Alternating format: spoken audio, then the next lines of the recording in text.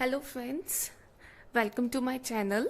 ये मुझे एक डाउट आया था, जर्नलाइज करना है इस ट्रांजैक्शन को in the books of Akhil Delhi. Transaction 6 का डाउट था।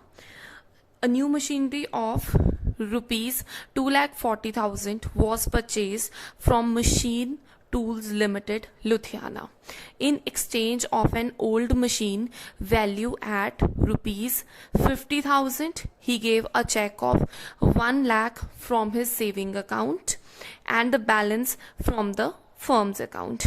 और साथ में उसमें CGST एंड SGST 6% लगेगा on the intrastate and IGST लगेगा अगर वो इंटरस्टेट है, that is 12%।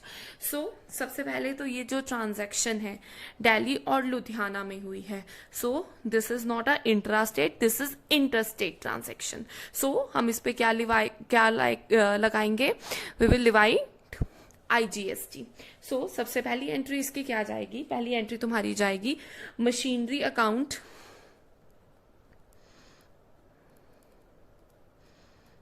Machinery account debited, input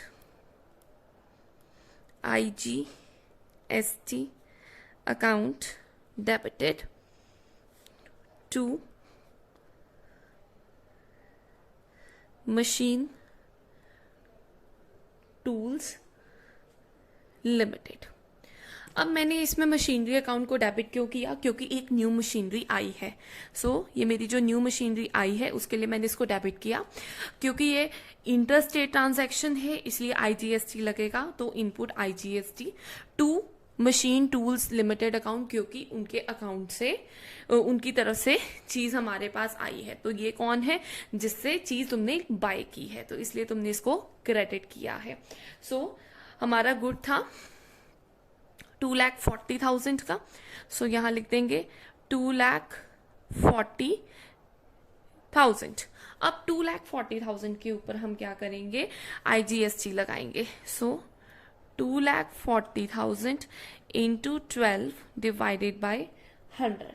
तो जब तुम IGST अप्लाई करोगे तुम्हारे पास आएगा 28,800।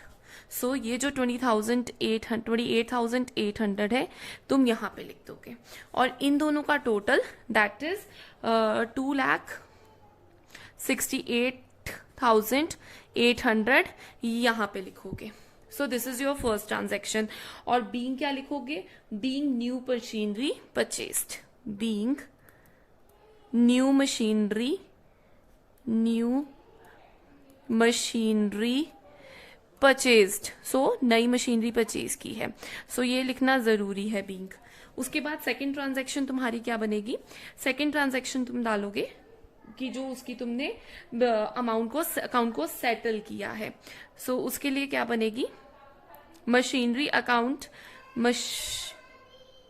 सो सेकंड एंट्री बनेगी हमारी machine tools limited debited to machinery account to output IGST account to capital to bank account. So इसके अमाउंट बताती हूँ। तो यहाँ पे जो ये अमाउंट था वो यहाँ पे सेम आ जाएगा 2,68,800। फिर ये जो मशीनरी है, जो ओल्ड मशीनरी इन एक्सचेंज दी है, उसका 50,000 यहाँ आ जाएगा।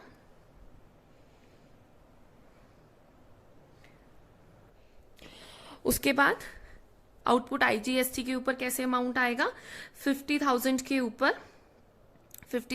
ऊपर आप 12% लगाएंगे। सो ये आपके पास आ जाएगा 6,000। सो ये 6,000 को आप यहां पे लिख दोगे। फिर उसने कहा था कि बाय चेक 1 लाख आपने पे किया है, उसने पे किया है अखिल ने अपनी सेविंग्स में से। तो अगर उसने अपनी सेविंग्स में से पे किया है तो आप क्या करोगे, उसको कैपिटल के सामने लिखोगे, क्योंकि वो उसके पर्सनल अकाउंट में से गया है, उसकी सेविंग्स में से गया है। सो इसलिए हमने यहाँ पे टू कैपिटल लिखा है। यहाँ आ जाएगा आपका 1 लाख। और बाकी उसने कहा जो भी बैलेंस रह गया है वो किससे पे करेगा, वो पे करेगा फ्रॉम द फर्म्स अकाउंट। तो इन सबको टोटल कर लो, 50,000 प्लस 6,000 प्लस 1 लाख, तो आपके पास आ जाएगा 1,56,000। फिर आप 2,68,800 में से माइनस कर लो 1,56,000, तो आपके पास आ जाएगा 1,12,800, 1,12,800। So being an old machinery given in settlement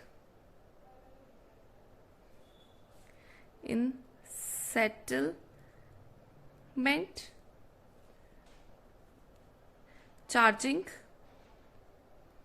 IGST at the rate 12%। और क्या क्या गिवन है, और क्या क्या दिया, अ चेक, ये आप इसके नीचे लिखोगे, मैं स्पेस के कारण यहां लिख रही हूं, a cheque of ₹1 lakh from personal account या from savings account, from saving account and balance from firm's account.